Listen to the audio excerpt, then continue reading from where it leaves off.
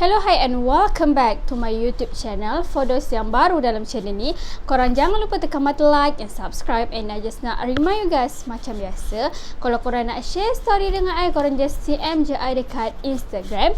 Link dekat description box dekat bawah. Okay guys, disebabkan lama sangat I tak buat video, I rasa last I buat video 2 ke 3 bulan lepas macam tu. Sebab macam yang korang tahu, I pun tengah study lagi apa semua, so I a bit busy sikit. So macam biasa lah guys, untuk setiap video I memang I akan cerita dekat korang kisah-kisah seram. So untuk video kali ni, I rasa I nak share dekat korang 2 kisah seram. So without wasting any time, let's roll the intro.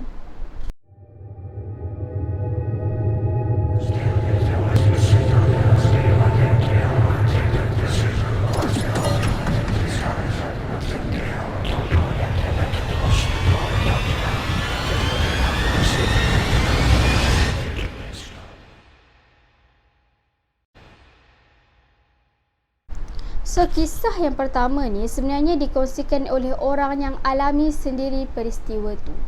Nama dia kita bagi Amira. Okay. So, waktu kejadian ni, Amira tengah praktikal dekat satu firma guaman yang agak famous juga dekat Malaysia ni. Tapi tak boleh nak mention firma guaman tu dekat mana, disebabkan kita nak jaga privacy diorang punya syarikat sendiri kan. Okay. So waktu tu Amira kata umur dia dalam 26 tahun, and waktu tu juga tahun 2016. So kiranya waktu tu dia tengah praktikal lah sebelum dia habis untuk graduate. Okay. So nak dijadikan cerita, hari kejadian tu hari Khamis. So kiranya hari Khamis malam Jumaat guys. So nak dijadikan cerita lah kan, waktu hari kejadian tu Amira ni dia ada tugasan luar. Dia ada tugasan luar. So bila dia sampai office tu dah petang tau, around pukul 5.40 petang macam tu. And bila dia sampai tu memang staff-staff dekat office tu memang tak ada dah, sebab dia orang akan balik pukul 5.30. So Amira ni fikir kalau dia balik, dia memang tak sempat nak siapkan kerja dia untuk esok tu. Sebab esok tu dia ada macam perbicaraan dekat mahkamah lah untuk dia set up file case apa semua kan.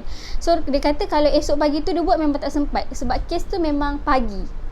So nak tak nak dia kena stay up juga untuk siapkan sikit lagi kerja dia. Kira dia just nak type print, and then dia bolehlah terus balik macam biasa kan. Okay.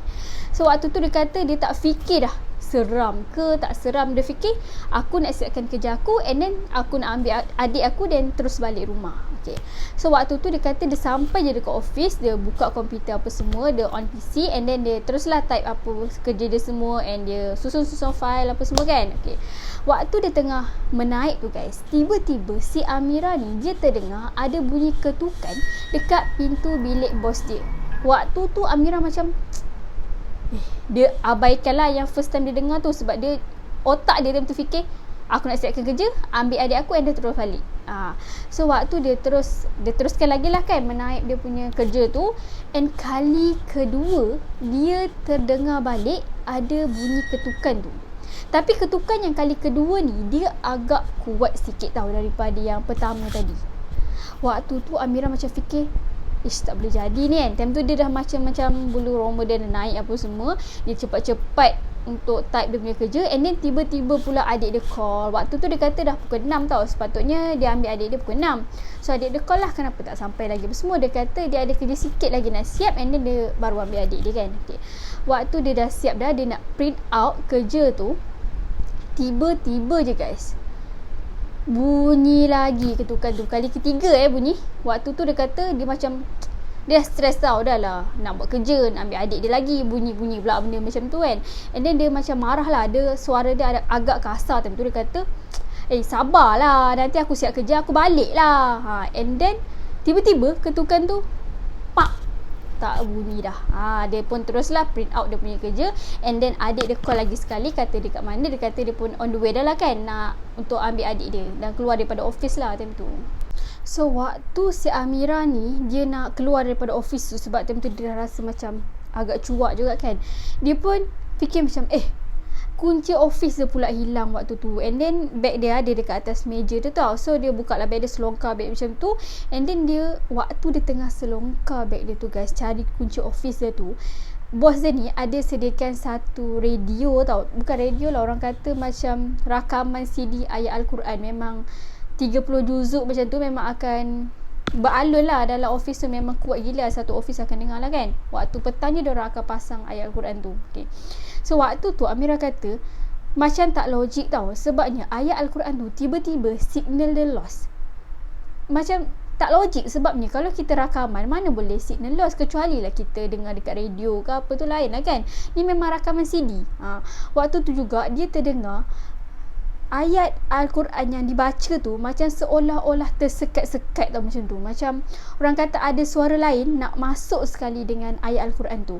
Waktu tu Amira dah rasa pelik dah. Dia punya jantung ni kata dah macam nak tercabut dah guys. Time tu jugalah dia baru jumpa kunci office dia. Dia terus pergi dekat pintu tu tanpa dia sempat lock pintu kaca tu. Dia just lock pintu grill je macam tu. Tapi pintu dalam tu dia tak sempat nak lock sebab dia terus berlari dekat tingkat 1. Waktu tu dia kata dia punya bulu roma, jantung time tu memang dah tak boleh nak kawal dah. Dia punya perasaan takut tu memang membuak-buak macam tu.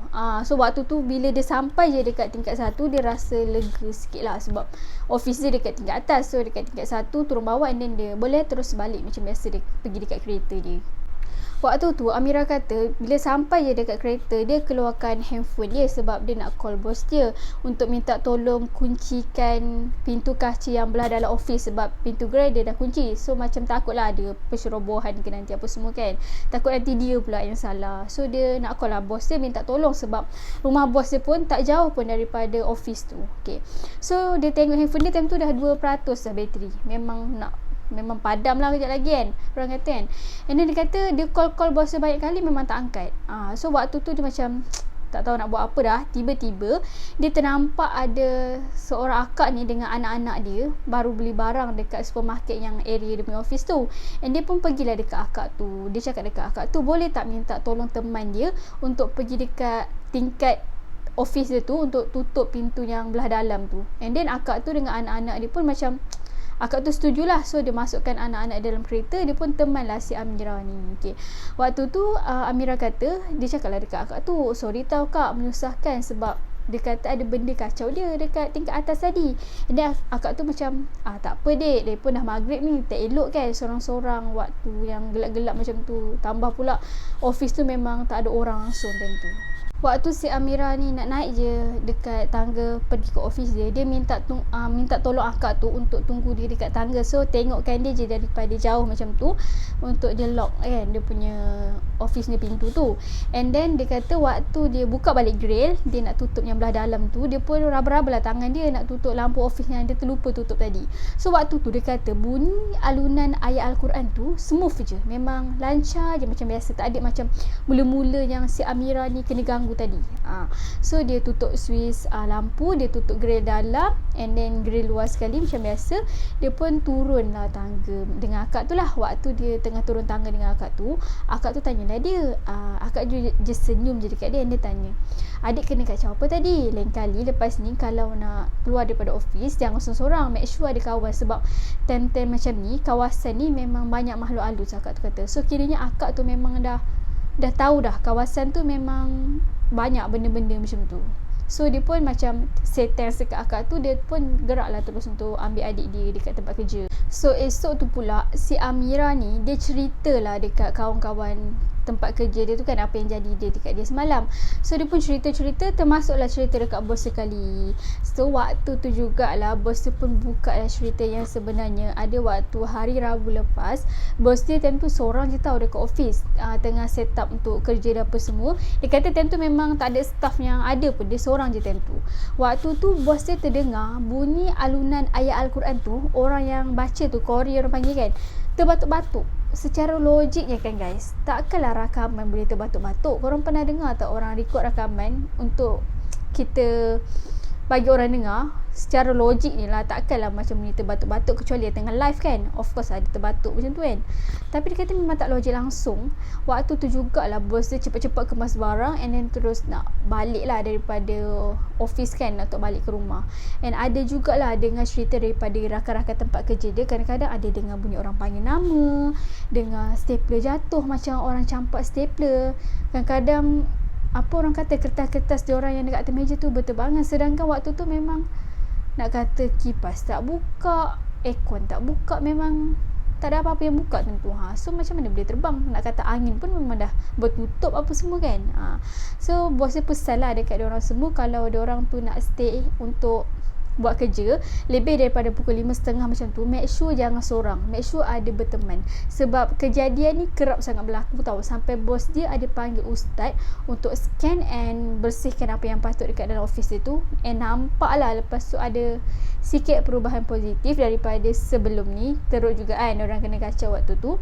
And start daripada tu guys, semua orang kata apa, kawan-kawan tempat kerja dekat dalam satu office tu memang tak berani dah nak balik lepas pukul 5.30 petang. So guys, kisah yang kedua ni pula diceritakan oleh Ami. Okay.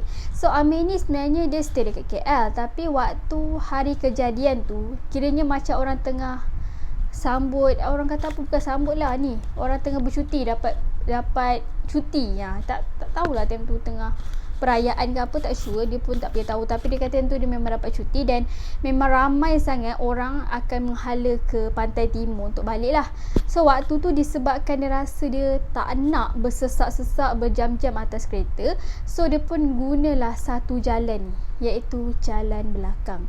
Kalau korang nak tahu, dia dapat tahu jalan belakang ni bukan daripada kawan-kawan ke, daripada saudara mara ke, bukan. Dia tengok maps, tapi dia kata dekat korang, dia tak nak beritahu dekat korang pun maps apa yang dia guna, sebab dia kata biar dia je lah yang rasa pengalaman seram tu sendiri kan.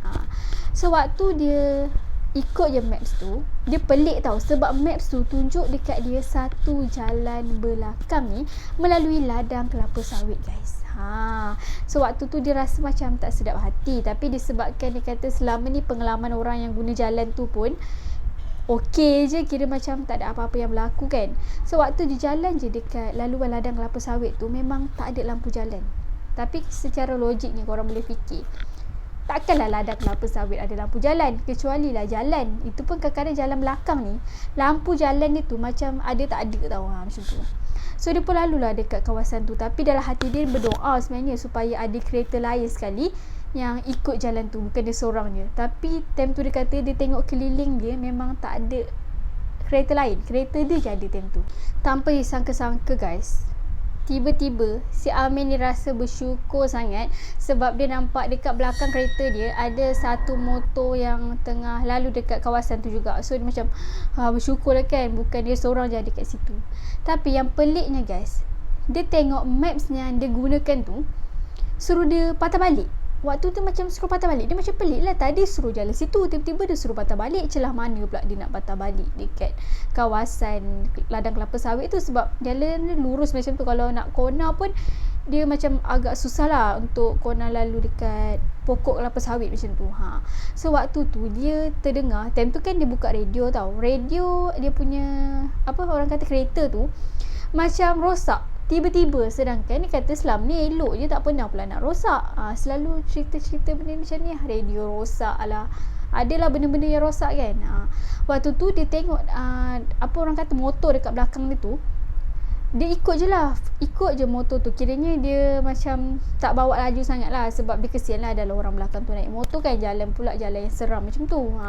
So dia pun macam biasalah ikut, macam dia bawa slow lah bagi motor tu ikut belakang dia kan.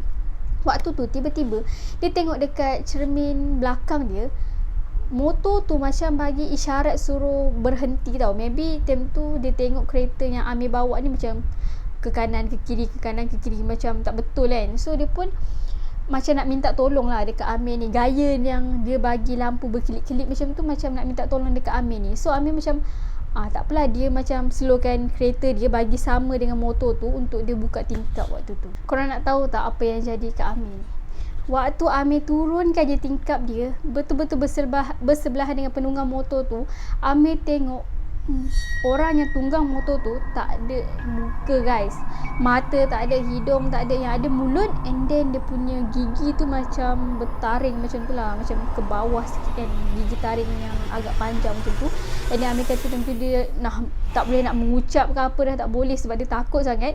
Dia masuk je gear kereta dia, dia terus pecut. Dia fikir macam lantak lah kereta aku rosak ke apa ke, sebab jalan dekat situ kan macam lubang-lubang sikit kan. So dia tak fikir dah semua tu, janji dia dapat keluar daripada tempat Waktu dia tengah bawa laju tu juga, dia perasan ada satu pondok pengawal yang agak usang tau. Tapi dia kata dah banyak kali dia lalu kawasan tu, memang pondok pengawal tu je yang dia nampak. And dia ingat time tu di setiap sudut macam nak keluar dekat ladang kelapa sawit tu memang akan ada pondok pengawal. Tapi baru dia perasan dia sebenarnya lalu tempat yang sama. Kiranya dia berpusing-pusing dalam satu tempat yang sama, guys. Waktu si Amir ni tengah pecut laju dengan kereta dia tu, dia perasan dekat belakang dia ada motor puaka tadi, guys. Waktu tu dia kelip-kelipkan juga dia punya lampu motor macam tu lah, tak tahulah dia buat macam mana kan. Waktu dia kata dia pecut juga, sampailah tiba-tiba kereta dia tu habis minyak. Waktunya motor puaka tu nak dekat je dengan kereta dia, dia kata dia memang tak boleh nak buat apa dah. Dia nak keluar je daripada kereta, and then dia nak berlari selari, macam orang kata tak tahulah nak lari kat mana, jadi lari macam tu lah. So sampailah dia tersedar, rupa-rupanya dia ada dekat satu kedai makan. So waktu dia dekat kedai makan tu, dia tersedar, and dia perasan dekat depan dia ada seorang lelaki yang pakai spek. And then lelaki tu tanya kat dia, abang ada kat sini juga? Sambil lelaki tu tengah makan dekat depan dia. Korang nak tahu tak, guys, Amir ni kata apa? Ya, memang dah 2 tahun dah aku kat sini, dia kata. Memang aku tak boleh nak keluar daripada ladang kelapa sawit ni.